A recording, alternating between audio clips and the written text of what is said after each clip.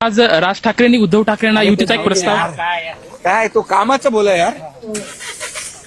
आज राज ठाकरेंनी उद्धव ठाकरेंना युतीचा एक प्रस्ताव काय तो कामाचं बोला यार. शिवसेना फुटली नाही फुटलीच तर तुम्ही अजूनही एकत्र येऊ शकता का? अजूनही एकत्र येऊ शकता का? हे अख्ख्या महाराष्ट्राचं काय म्हणतात स्वप्न आहे.